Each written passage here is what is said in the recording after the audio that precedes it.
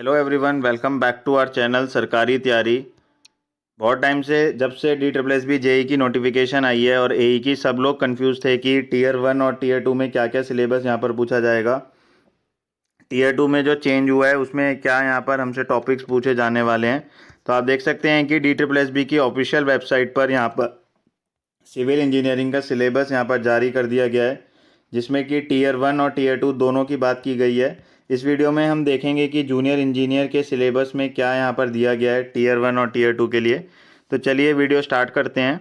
काफ़ी ज़्यादा detailed syllabus यहाँ पर हमें देखने को मिला है कि हमें देखने को मिलेगा syllabus for examination for tier 1 and tier 2 combined examination for the post of junior engineer civil section officer civil. ये जनरल टॉपिक्स हैं टायर 1 सेक्शन ए के लिए, इसको हम देखेंगे बाद में।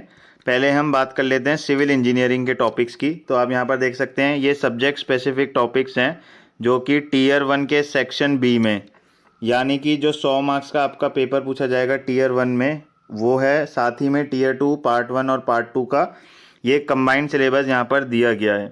तो सबसे पहले देख लेते हैं कि क्या क्या यहाँ पर दिया गया है। तो यहाँ पर आप देख सकते हैं अप्लाइड फिजिक्स आपसे पूछी जाएगी, यानी कि जो हम फर्स्ट ईयर में बेसिक इंजीनियरिंग फिजिक्स पढ़ते हैं वो यहाँ पर पूछी जाने वाली है अब DSSB जूनियर इंजीनियर के पेपर में।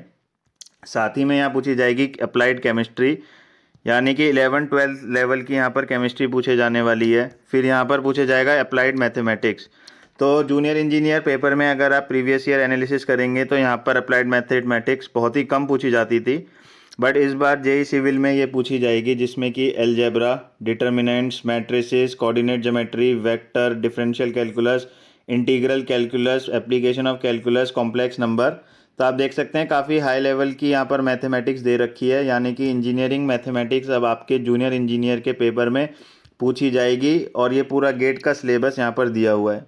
उसके बाद यहाँ देखने को मिल रहा है अप्लाइड मैकेनिक्स, जिसमें कि बेसिक टॉपिक्स जो अप्लाइड मैकेनिक्स के होते हैं वो सब यहाँ पर पूछे जाएंगे।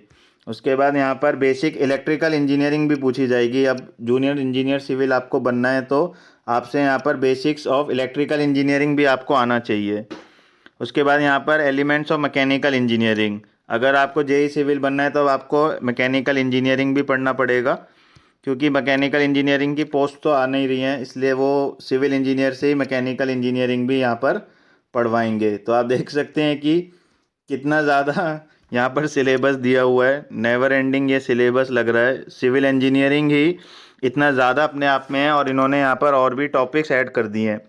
आप अपनी राय ज़रूर बताइएगा कमेंट बॉक्स में कि आपको क्या राय लगी है इस सिलेबस के बारे में। फिर यहाँ पर देखने को मिल रहा है सर्वेइंग। उसके बाद यहाँ पर है बिल्डिंग कंस्ट्रक्शन, जिसमें सारे सब टॉपिक्स हैं, आप देख सकते हैं। उसके बाद यहाँ पर हमें देखने को मिल रहा है इरिगेशन इंजीनियरिंग। उसके बाद हाइड्रोलिक्स, कंप्यूटर एप्लीकेशन। अब आप यहाँ देख सकते हैं कि अगर आपको जेई सिविल बनना है तो आपको कंप्यूटर एप्लीकेशन की भी नॉलेज होनी चाहिए, और पूरा यहाँ पर आधा पेज का डिटेल सिलेबस दिया गया है। तो अब आपको ये भी पढ़ना होगा, सी लैंग्वेज भी आपको बेसिक्स पढ़नी होगी। तो अगर हम देखें तो DSSB ने, अगर आपने इंजीनियरिंग अच्छे से नहीं की है तो वह आपको एक बार वापस इंजीनियरिंग करने को कह रही है, और जो भी टॉपिक्स हम इंजीनियरिंग कॉलेज में पढ़ते थे वो आपसे यहाँ पर रिक्वायर्ड मांगे गए हैं। फिर यहाँ पर टॉपिक है कंक्रीट टेक्नोलॉजी। फिर यहाँ पर थ्योरी ऑफ स्ट्रक्चर, यानी कि स्ट्रेंथ ऑफ मटेरियल यहाँ पर पूछा जाएगा। फिर एनवायरमेंटल इंजीनियरिंग 1 यहाँ पर पूछी जाएगी। उसके बाद कंस्ट्रक्शन मटेरियल पूछा जाएगा। उसके बाद soil mechanics and foundation engineering पूछी जाएगी। फिर RCC स्ट्रक्चर 1 में आपसे जितने भी टॉपिक्स हैं वो सब पूछे जाएंगे। Singly reinforced beams, limit state method, doubly reinforced beam, curtailment, shear beam, beams. उसके बाद यहाँ पर स्ट्रक्चर एनालिसिस भी पूछी जाएगी। Slope deflection method, analysis of statically indeterminate beam, fix beam, propped cantilever, moment distribution method. उसके बाद कंस्ट्रक्शन मैनेजमेंट एंड अकाउंट्स, ये हमने शायद ही किसी पेपर में पढ़ा होगा आपने, बट ये भी अब आपको यहाँ पर पढ़ना पड़ेगा। उसके बाद कैड भी यहाँ पर पूछा जाएगा। अब आपको कैड भी आना चाहिए कॉम्पिटिटिव एग्ज़ाम के लिए। साथ ही में यहाँ पर ट्रांसपोर्टेशन इंजीनियरिंग भी पूछी जाएगी, और design of steel structure, estimation and costing. तो यहाँ पर शायद ही इस दुनिया का कोई टॉपिक रह गया है जो DSSB ने नहीं पूछा है। साथ ही में अब हम देख लेते हैं सेक्शन ए।